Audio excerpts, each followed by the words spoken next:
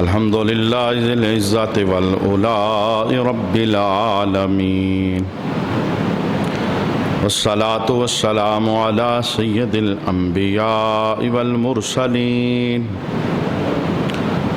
والعاقبة للمتقين أما بعد فأعوذ بالله من الشيطان الرجيم بسم الله الرحمن الرحيم يا أيها الرسل كلوا من الطيبات واعملوا صالحا إني بما تعملون عليم صدق الله مولانا العظيم إن الله وملائكته يصلون على النبي يا أيها الذين آمنوا صلوا عليه وسلموا تسليما اللهم صل على سيدنا ومولانا محمد وعلى آل سيدنا ومولانا محمد وبارك وسلم وصل عليه صلاة والسلام عليك يا سيدي يا رسول الله صلاة والسلام عليك يا سيدي يا شفيع المذنبين وعلى آلك وأصحابك يا سيدي يا رحمة للعالمين. بعد حمد و صلاة لائق عزت و تکریم جمیع احباب سمین الوقار، اللہ کا کروڑ شکر رمضان شریف کا تیسرا جمعہ ادا کرنے کے لیے اللہ کے گھر میں حاضر ہیں. اللہ کریم ان لمحات کو ہماری بخششوں کا ذریعہ بنائے اور جمعہ کے دن ہر لمحہ 10 لاکھ لوگ دوزخ سے آزاد ہوتے ہیں. اللہ ان آزاد ہونے والوں میں ہمارا نام شامل فرمائے، ہمارے والدین کا نام شامل فرمائے، ہمارے رشتہ داروں کا نام شامل فرمائے اور ہمارے دوستوں کا نام شامل فرمائے اور جمعہ کی رحمتیں اللہ ہم سب کو نصیب فرمائے. رمضان شریف کے مہینے کا مقصد گزشتہ 2 نشستوں کے اندر ہم نے سماعت کیا. دونوں نشستوں میں جو گفتگو ہوئی وہ مقصد روزہ کے گرد گھومنے والی تھی. آج بھی اسی چیز کو ہم آگے بڑھائیں گے. رمضان کے روزے فرض کرنے کا مقصد لعلکم تتقون، تاکہ تم پرہیزگار بن جاؤ، تقویدار بن جاؤ. آج ہم یہ دیکھیں گے کہ اللہ مسلمانوں کو یہ جو روزوں کا کورس کروا کے پرہیزگار بنانا چاہتا ہے، یہ پرہیزگاری ہے کیا؟ ہم لوگ روزہ رکھنے کے بعد کیا اس پرہیزگاری کو حاصل کرنے میں کامیاب بھی ہوتے ہیں کہ نہیں؟ لعلکم تتقون قرآن کے اس سندیسے پر ہم پورا بھی اترتے ہیں کہ نہیں؟ تو آج کی نشست کے اندر ہم یہ دیکھیں گے کہ رمضان کے روزوں کا جو بڑا مقصد ہے پرہیزگار بننا، تقویدار بننا، یہ پرہیزگاری اور تقویداری ہے کیا؟ اور کائنات کے اندر جو سب سے اونچے پرہیزگار لوگ تھے ان کی زندگیوں کا نور کیسا تھا؟ پرہیزگاری کے 2 معنی بیان کیے گئے. ایک اس کا معنی لغوی بیان کیا گیا اور ایک اس کا معنی اصطلاحی بیان کیا گیا. پرہیزگاری کا لغوی معنی یہ ہے الکف والانکبات، کسی چیز سے رکنا اور کسی چیز کو دیکھ کر اپنا دامن سمیٹ لینا، اسے پرہیزگاری کہتے ہیں، تقویداری کہتے ہیں. یہ اس کا لغوی معنی. اور شیخ مناوی پرہیزگاری کا اصطلاحی معنی بیان کرتے ہوئے 4 باتیں لکھتے ہیں. کہتے ہیں جو پرہیزگار ہوتا ہے اس کے اندر یہ 4 باتیں ہوتی ہیں. سب سے پہلی بات الورع ترک ما یریبک، آپ ارشاد فرماتے ہیں پرہیزگاری یہ ہے جس چیز میں تجھے شک ہے تو اسے چھوڑ دے. اس کی غربت میں، اس کے ناجائز ہونے میں تیرے دل کے اندر سے مفتی آواز دیتا ہے یہ کام غلط ہے. فرمایا پرہیزگاری کا تقاضا یہ ہے وہ کام چھوڑ دے. اور دوسرا جملہ وَنَفْيُ مَا يَعِيبُكَ، اور وہ کام بھی چھوڑ دے جس سے تیرے کردار پر عیب نظر آئے. کہتے ہیں نا بد سے بدنام برا. وہ فعل، وہ حرکت، وہ کاروبار، وہ دوست یار، وہ بیٹھک، وہ معاشرت، اسے ترک کر دے جس سے تو داغدار نظر آئے. لوگ کہتے ہیں یار میں تو نہیں پیتا، میرے دوست شراب پیتے، میں نہیں پیتا، بس میں اٹھتا بیٹھتا ہوں. تو نہیں پیتا لیکن شرابیوں کے ساتھ اٹھنے بیٹھنے والے کو شرابی کہا جاتا ہے. وہ بدکاری کے اڈوں پہ جاتے ہیں، میں نہیں جاتا، بس میں اٹھتا بیٹھتا ہوں. تو نہیں جاتا لیکن بدکاروں کے ساتھ اٹھنے بیٹھنے والوں کو بدکار کہا جاتا ہے. تقویٰ یہ ہے، پرہیزگاری یہ ہے. علامہ مناوی کہتے ہیں وَنَفْيُ مَا يَعِيبُكَ، کہ جس چیز سے تیرے کردار پر داغ نظر آئے اس چیز کو بھی چھوڑ دے، اس سے کنارہ کر دے. اور تیسری بات علامہ مناوی کہتے ہیں وَالْأَخْصُ بِالْأَوْسَقِ، وہ کام کر زندگی کے اندر جو پکا اور ٹھوس کام ہے، پکا عمل جو تجھے جنت لے جائے. اور چوتھی تعریف آپ پرہیزگاری کی یہ کرتے ہیں وَحَمْلُ النَّفْسِ عَلَى الْأَشَقِّ، فرمایا تقویٰ اور پرہیزگاری یہ ہے کہ ہمیشہ اپنے آپ کو مشکل رستے پہ ڈال. دیکھیں شریعت کے اندر کچھ مقام پر رخصتیں موجود ہیں. یہ رمضان کا مہینہ ہے، مسافر بندے کے لیے رخصت ہے. شرعی سفر اگر اس کا بنتا ہے 92 کلومیٹر کا، وہ گھر سے نکلتا ہے تو اسے رخصت ہے روزہ نہ رکھے، یہ رخصت ہے. لیکن تقویٰ کیا ہے؟ تقویٰ یہ ہے کہ بندہ رخصت قبول نہ کرے، حالت سفر میں بھی روزہ رکھ کے رب کے دربار سے اجر حاصل کرے. عصر کی پہلی 4 سنتیں نہ پڑھو، کوئی بات نہیں، رخصت ہے. عشاء کی پہلی 4 سنتیں نہ پڑھو، کوئی بات نہیں، رخصت ہے. جتنے نوافل ہیں نہ پڑھو، کوئی بات نہیں، رخصت ہے. علامہ مناوی کہتے ہیں یہ رخصت ہے، لیکن پرہیزگاری یہ ہے بندہ ہمیشہ سنتوں اور نفلوں کو ادا کر کے رب کے دربار میں قرب حاصل کرتا رہے. عظیمت کا رستہ اختیار کرنا، عظمت والا رستہ چننا، یہ پرہیزگاری. اللہ ہمیں پرہیزگار بنانا چاہتا ہے رمضان کے روزوں کے ذریعے. بھوکا پیاسا رکھنے کا فلسفہ یہ ہے. اچھا اس کا فائدہ کیا ہوتا ہے؟ جب بندہ پرہیزگار بن جاتا ہے تو پرہیزگاری کا ایک اثر ہے جو انسان کے وجود پہ نظر آتا ہے. مدارج السالکین کے اندر اس کا فائدہ بیان کیا گیا کہ جب بندہ بھوکا رہ کے پیاسا رہ کے رمضان کے روزے رکھتا ہے، رب کہتا ہے مقصد یہ ہے میں تمہیں پرہیزگار بنا دوں، تقویدار بنا دوں. وہ پرہیزگاری نظر کیسے آئی؟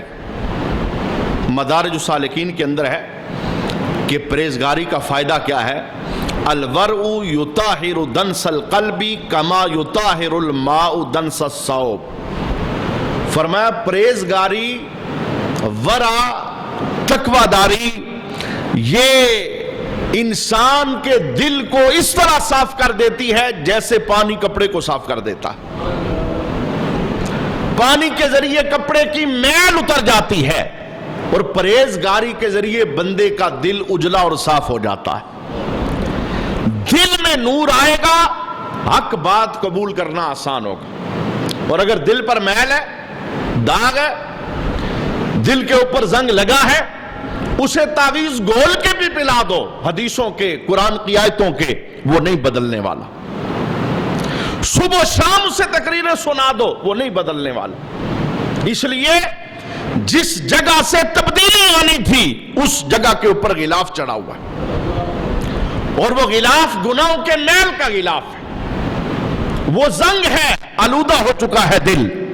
11 مہینے غلاستوں کے اندر دل آلودہ ہو جاتا ہے.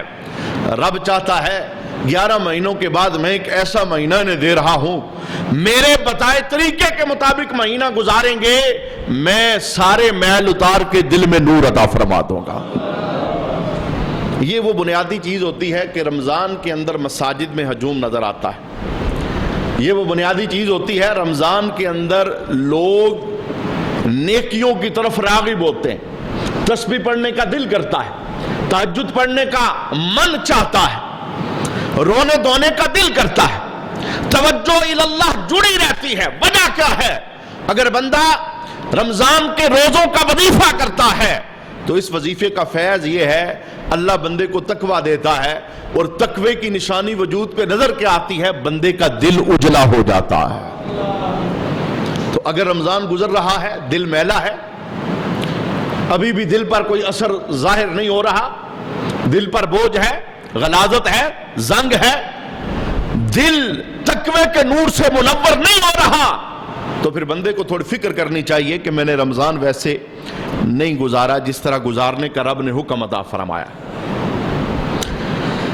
تقوی اور پرہیزگاری, یہ جو کورس اللہ ہمیں رمضان کے ذریعے کروانا چاہتا ہے, حدیث شریف کے اندر اس کی عظمت کو بیان کیا گیا. حضرت حذیفہ رضی اللہ تعالی عنہ روایت کرتے ہیں, رسول اللہ صلی اللہ علیہ وآلہ وسلم نے ارشاد فرمایا, فضل العلم خیر من فضل العبادہ.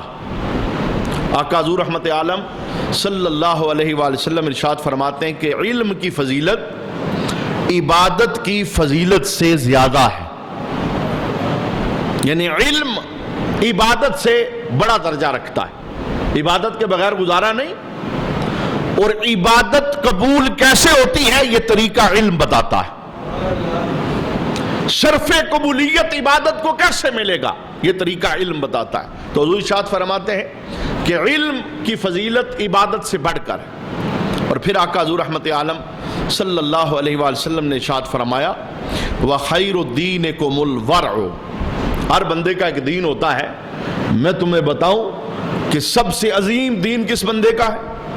دین خالی نماز روزے کا نام نہیں, دین خالی تسبیح کا نام نہیں, دین خالی قرآن کی تلاوتوں کا نام نہیں. سب سے عظیم دین کیا ہے؟ اللہ کے حبیب ارشاد فرماتے ہیں, وَخَيْرُ دِينُكُمُ الْوَرْعُ. سب سے بلند دین والا وہ بندہ ہے جو سب سے بڑا پرہیزگار اور تقویدار ہے. یہ دین کی بنیاد ہے, اس کے اوپر دین کھڑا ہے. اگر بندہ پرہیزگار اور تقویدار نہیں ہے, وہ دینداری کا ایک نام ہے, روح اس کے پاس موجود نہیں. اچھا, یہ میں نے جو اللہ ہمیں رمضان کے ذریعے تقوی کا نور دینا چاہتا ہے, اس کی بنیادی باتیں میں نے آپ کے سامنے پیش کی. میں آئیے بتاتا ہوں یہ تقوی ہے کیا, اور رسول رحمت صلی اللہ علیہ وآلہ وسلم نے ہماری تربیت تقوی اور پرہیزگاری دینے کے لیے کیسے کی. یہ بخاری اور مسلم کی حدیث ہے. آقا حضور رحمت عالم اپنے گھر کے اندر تقوی کا نور اور پرہیزگاری کا نور اپنے بچوں میں, اپنے گھر والوں میں, اپنی آل میں وہ کیسے منتقل کرتے تھے. حضرت ابو ہریرہ رضی اللہ تعالی عنہ روایت کرتے ہیں, کہتے ہیں کہ امام حسن پاک, ان کی عمر چھوٹی تھی, تو گھر کے اندر صدقے کی کھجوریں آئیں. اب تقوی کیا ہے, پرہیزگاری کیا ہے؟ ایک مسلمان کے لیے یہ جو سال کے بعد کورس کروایا جاتا ہے تاکہ تم پرہیزگار بن جاؤ, تقویدار بن جاؤ, وہ ملے گا کیسے؟ رسول اللہ کے لفظوں سے سنیے. کہا گھر کے اندر صدقے کی کھجوریں آئی, امام حسن پاک کی عمر بہت چھوٹی تھی. اخذا تمرۃ من تمر الصدقۃ فجعلها فی فیہ. تو امام حسن نے ان کھجوروں میں سے کچھ کھجوریں اٹھائیں اور اٹھا کر اپنے منہ میں ڈال. بچے تھے, انہیں تو نہیں پتا تھا کہ ہم آل بیت ہیں, ہمارے لیے صدقہ حلال نہیں ہے. وہ کھجوریں اٹھا کر آپ نے کھا لی. تو میرے محبوب کریم علیہ السلام نے دیکھا, فقال لہ النبی بالفارسیۃ کخ کخ یا حسن. حضور رحمت عالم نے دیکھا کہ صدقے کی کھجوریں میرے بیٹے حسن کے منہ میں جا رہی ہیں. حالانکہ بچے ہیں, بچوں پر شریعت وارد نہیں ہوتی, یہ شریعت کے مکلف نہیں ہوتے, شریعت کا قلم ان سے اٹھا ہوا ہوتا ہے. رب نے انہیں اس عمر کے اندر معاف کیا ہوتا ہے, انہیں کوئی پکڑ نہیں. لیکن آقا حضور رحمت عالم صلی اللہ علیہ وآلہ وسلم بتا رہے ہیں کہ تقوی داری کا سبق میں نے گھر میں کیسے پڑھایا ہے۔ حضور نے آواز لگائی کخ کخ، حسن نہیں، انگلی ڈال کے نکالو۔ پھر میرے محبوب نے پیارے حسن کو پاس بلایا، انگلی ڈالی، وہ کھجوریں جو حلق کے اندر جا چکی تھی انگلی ڈال کر ان کھجوروں کو واپس کروایا، اور واپس کروانے کے بعد میرے محبوب نے جملہ بولا، اے حسن اما تعرفو انا لا ناکل الصدقہ، حسن کیا تمہیں پتا نہیں کہ ہم آل رسول صدقہ نہیں کھاتے؟ یعنی ایک چھوٹا بچہ ہے جس پر ابھی تک شریعت وارد نہیں، رسول اللہ سے تقوی کا کورس کروا رہے ہیں، پرہیزگاری بتا رہے ہیں، جو آئے لے لینا اور جو آئے کھا لینا، یہ پرہیزگاری پر بہت بڑا داغ دبا بنتا ہے۔ اب بنیادی طور پر امام حسن کو سامنے رکھ کے پوری امت کو رسول اللہ صلی اللہ علیہ وآلہ وسلم درس دے رہے ہیں کہ اے زمانے والو، تم نے زندگی کے اندر تقوی کو یوں استعمال کرنا ہے جس سے تمہارا رب رسول روک دے، وہ بن سنور کے بھی سامنے آئے، ساری زندگی منہ لگانا۔ کسی بندے نے پوچھا امام حسن سے بعد میں جب آپ جوان ہو گئے، اس نے پوچھا آپ نے رسول اللہ کے ساتھ زندگی بسر کی ہے تو آپ نے حضور سے کیا سیکھا ہے؟ بہت ساری حدیثیں آپ نے روایت کی ہیں اور بہت سارا علم آپ نے امت کو دیا ہے، لیکن آپ نے ایک بات ارشاد فرمائی، اور یہ بھی مسلم شریف کے اندر موجود ہے۔ امام حسن سے کسی نے پوچھا کہ آپ نے حضور سے کیا سیکھا ہے؟ کہنے لگے حفظت من رسول اللہ، کہ میں نے نبی کریم علیہ السلام سے یہ سیکھا ہے۔ کیا؟ حضور نے فرمایا دع ما یریبک الی ما لا یریبک، میں نے حضور سے یہ سیکھا ہے جس چیز میں شک ہو اسے چھوڑ دو اور جس میں شک نہ ہو اسے اختیار کر لو۔ وجہ کیا ہے؟ کہتے ہیں حضور نے ارشاد فرمایا تھا فَإِنَّ الصِّدْقَ طَمَانِینَةٌ، سچ میں اطمینان ہے، وَإِنَّ الْكِذْبَ رِیبَةٌ، اور جھوٹ میں شک ہے۔ جو چیز تمہارے دل کے اندر کھٹکا پیدا کرے یہ ٹھیک نہیں ہے، اس کا تعلق کاروبار سے ہے، اس کا تعلق عمل سے ہے، اس کا تعلق زبان سے نکلی ہوئی بات سے ہے، اس کا تعلق نظر سے دیکھنے سے ہے، اس کا تعلق کانوں سے سننے سے ہے، اس کا تعلق کسی بھی فعل کے ساتھ ہے۔ فرمایا جو تمہارے دل میں شک پیدا کر دے اسے چھوڑ دو، چونکہ جو سچ ہوتا ہے یہ اطمینان دل میں دیتا ہے، سچی بات، کھری بات، حق کا رستہ، یہ دل میں سکون پیدا کرتا ہے۔ اور غلط کتنے لوگ مسائل پوچھتے ہوئے ہمارے پاس آتے ہیں، غلط کرتے کرتے ایک زمانہ گزر گیا اور پھر اندر سے آواز آئی تیرا رستہ ٹھیک نہیں، رات کو نیند نہیں آئی، خود ہی خوابوں میں ڈرتا ہے، اندر کا انسان پکار کے کہتا ہے تیرا رستہ غلط ہے۔ یہ وہ چیز ہے، فرمایا اگر شک پیدا ہو جائے، تیرے اندر سے آواز آئے یہ غلط رستہ ہے، اسے خیر بات کہتے، اور وہ رستہ چن جو رستہ تجھے آمنہ کے لال نے عطا فرمایا ہے۔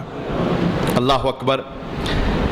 اس کائنات میں رسول اللہ صلی اللہ علیہ وآلہ وسلم سے بڑھ کر کوئی نہیں۔ میں یہ جملہ اس لیے بول رہا ہوں، دیکھیں رمضان کا مہینہ ہے، ہر بندہ اپنی زندگی سے خوب واقف ہے، اسے پتا ہے کہ میری زندگی میں کون سی کمیاں ہیں، کاروبار کے اعتبار سے، رزق کے اعتبار سے، معاملات کے اعتبار سے، کیا کیا میری زندگی میں ہے جو منفی ہے، آ چکا ہے۔ اس سے چھٹکارا پانا یہ رمضان کے اس کورس کا مقصد ہے۔ اب رسول اللہ صلی اللہ علیہ وسلم سے بڑھ کر کائنات میں کوئی پرہیزگار نہیں، کوئی تقوی دار نہیں۔ اگر پرہیزگاروں کی لسٹ بنے تو سب سے پہلا نام آمنہ کے لال کا آئے گا۔ ذرا بخاری شریف کے لفظ سنیے، رسول اللہ صلی اللہ علیہ وسلم فرماتے ہیں انی لانقلب الی آلِ، بعض اوقات یوں ہوتا ہے میں باہر سے اپنے گھر میں واپس آتا ہوں،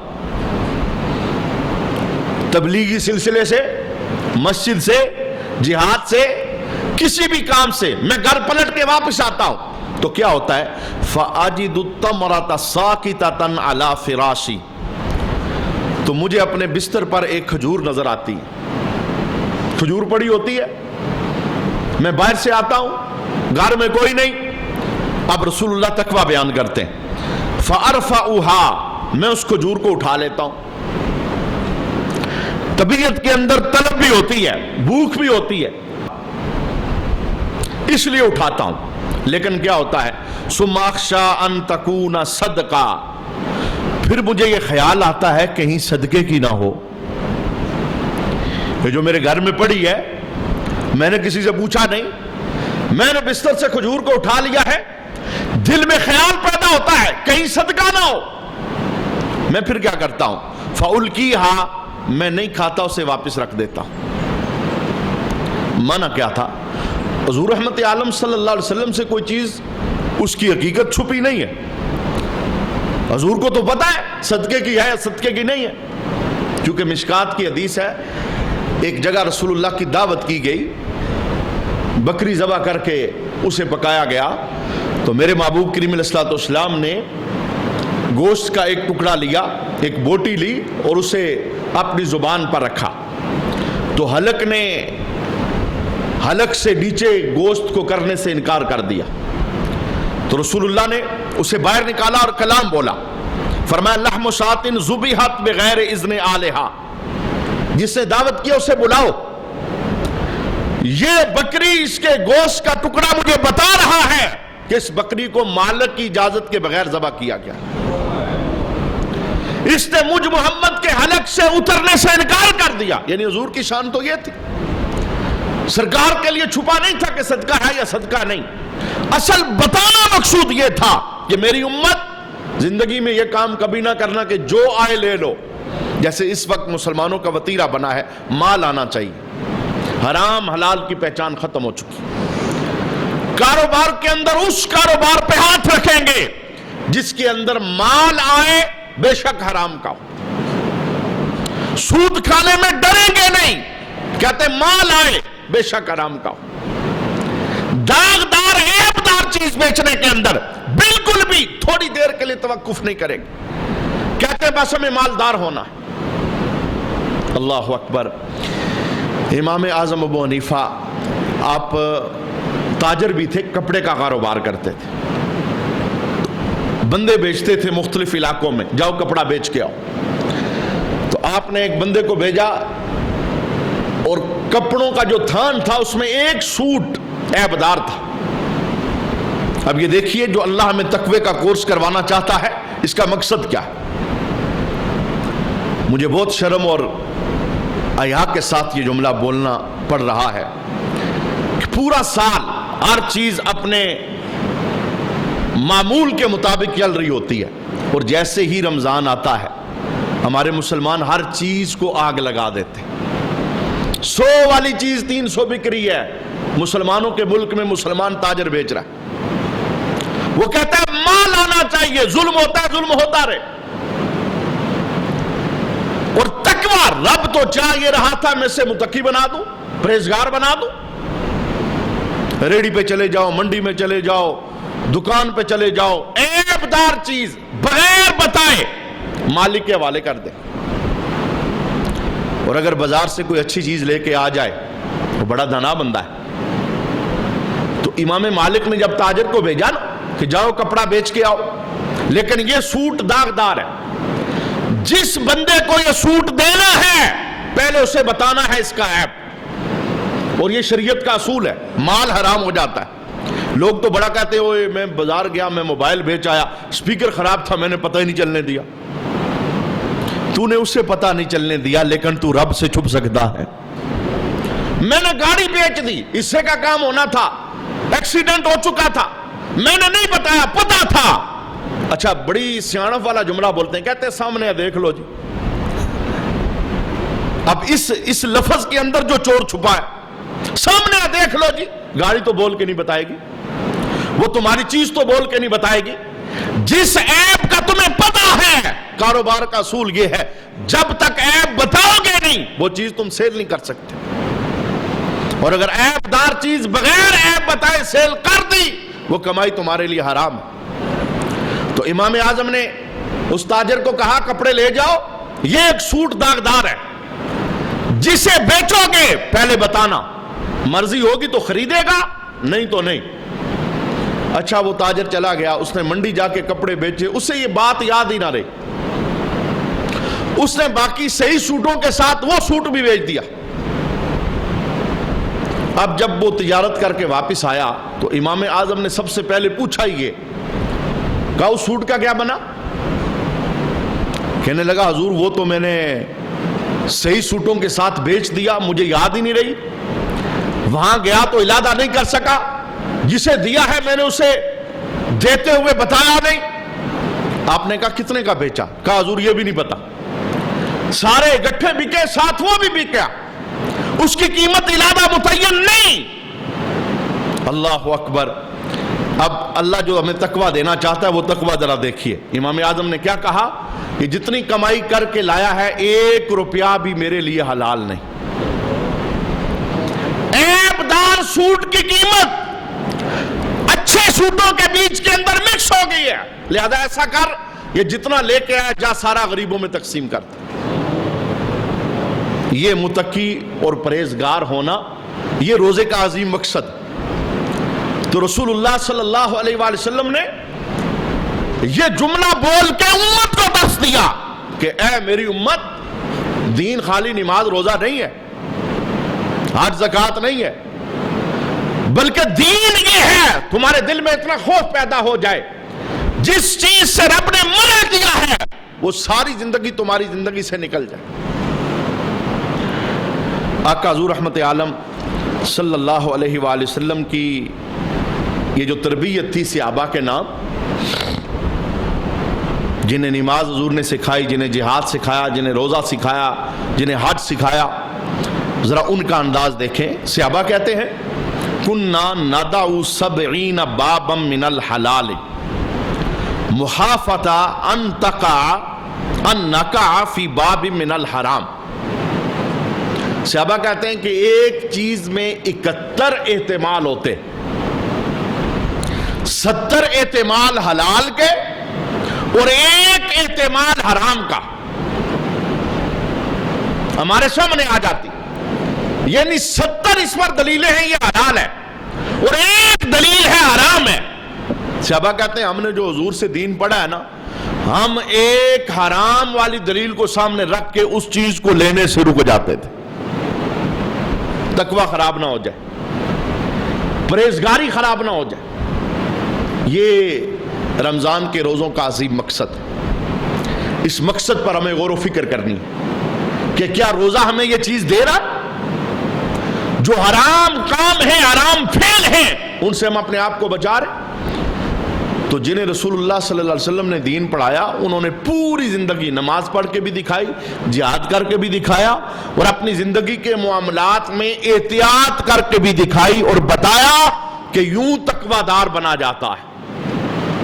امیر المومنین حضرت عمر رضی اللہ تعالی عنہ، آپ کے پاس آپ کا غلام دودھ لے کے آیا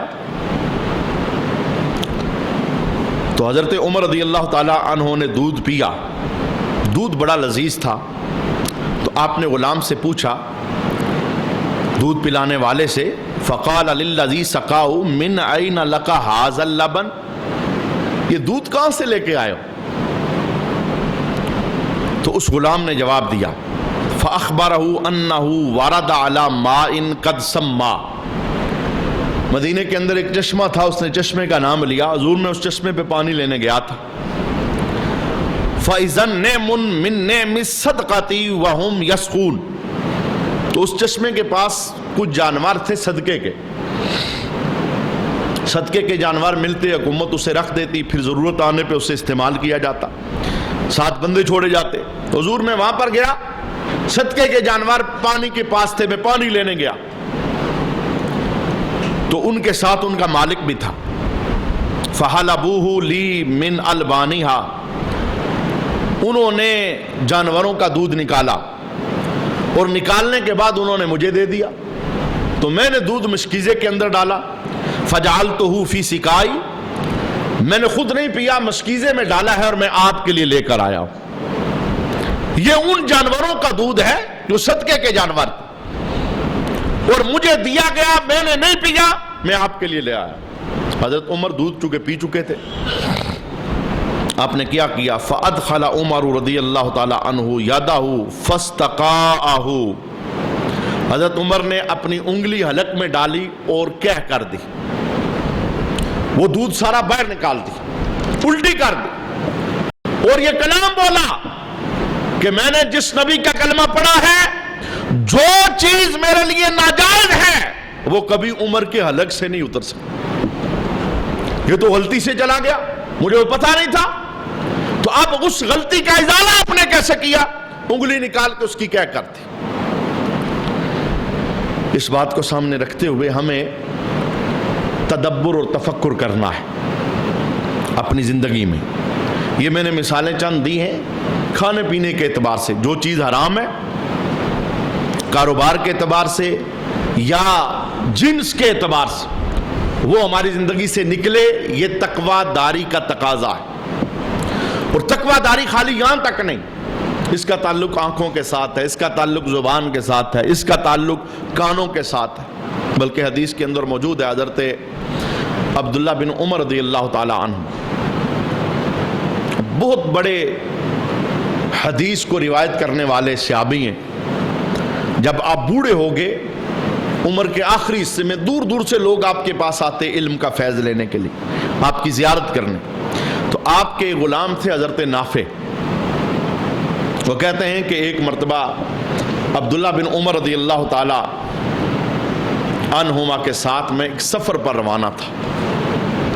کہتے ہیں سفر کے دوران سمع صوت زمارۃ راعٍ، عبداللہ بن عمر نے بانسری کی ایک آواز سنی جسے ایک بکریاں چرانے والا چروا بجا رہا تھا،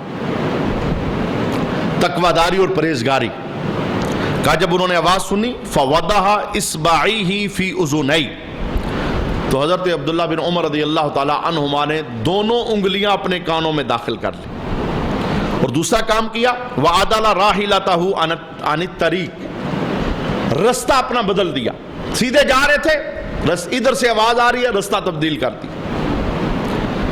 وہ غلام کہتا ہے میں ساتھ تھا، وہو یقول یا نافع اتسمع، مجھے کہنے لگے اے نافع آواز آ رہی ہے؟ میں نے کہا حضور آواز آ رہی ہے۔ انگلیاں مسلسل کانوں میں، رستہ بدل کے چل رہے ہیں، پھر پوچھتے ہیں اے نافع آواز آ رہی ہے؟ میں نے کہا حضور آواز آ رہی۔ کہ کافی دور جب میں پہنچا فَمَدَا حَتَّى قُلْتُ لَا، جب میں نے کہا حضور اب آواز نہیں آ رہی، تو عبداللہ بن عمر نے اپنی انگلیاں کانوں سے نکالی۔ تو میں نے پوچھا عبداللہ بن عمر آپ نے یہ کیا کیا؟ سرنگی کی آواز آئی، میوزک کی آواز آئی، آپ نے کانوں کے اندر انگلیاں ڈال لی، آپ نے رستہ تبدیل کیا، تب تک انگلیاں نہیں نکالی جب تک آواز آ رہی تھی، یہ کیا ہے؟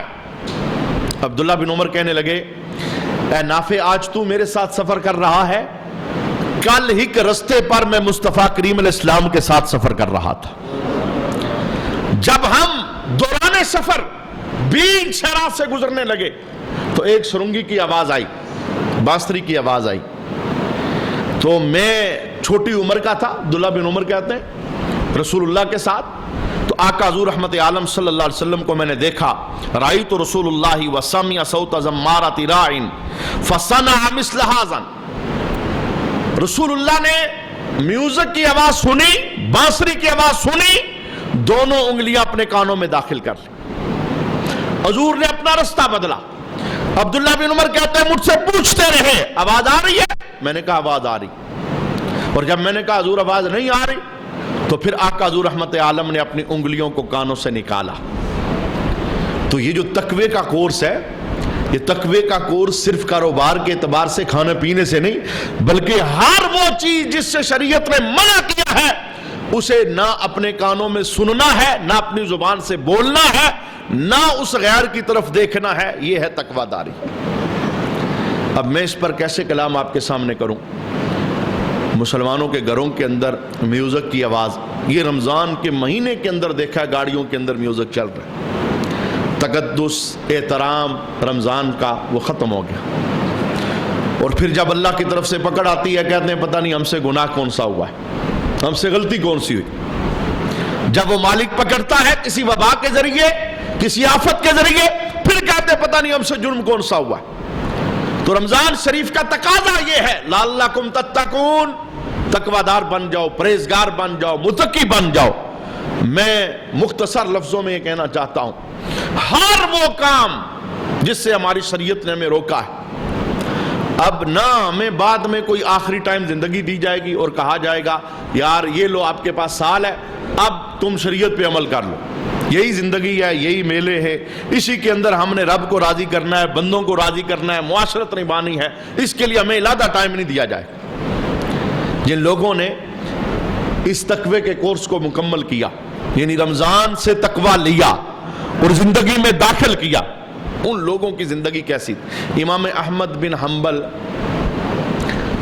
آپ کے گھر والوں نے آٹا گوندا تو خمیرے آٹے کی تھوڑی ضرورت پڑی، تو پڑوس میں ایک بندہ تھا، ان کے گھر سے وہ خمیرہ آٹا لے آئے۔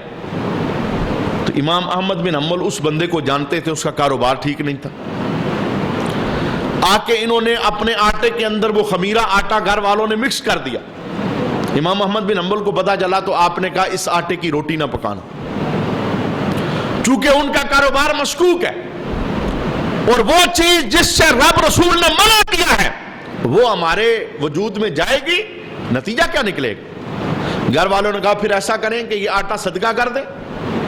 آپ نے کہا صدقہ کرو، لیکن پہلے لوگوں کو بتانا کہ یہ احمد بن حنبل کے گھر سے آئی ہے یہ آٹا، اور انہوں نے استعمال نہیں کیا اس وجہ سے، جو لینا چاہتا ہے لے لے۔ وہ آٹا لے کے فقیروں کے اندر گئے اور بتایا کہ امام احمد بن حنبل کے گھر سے آیا ہے، مشکوک خمیرہ اس کے اندر مل گیا، انہوں نے کھانے سے انکار کیا ہے، کوئی لینا چاہتا ہے؟ سب فقیروں نے لینے سے انکار کیا، کہا جس آٹے کو امام احمد بن حنبل نہیں کھا رہے ہم فقیر کیوں کھائیں گے؟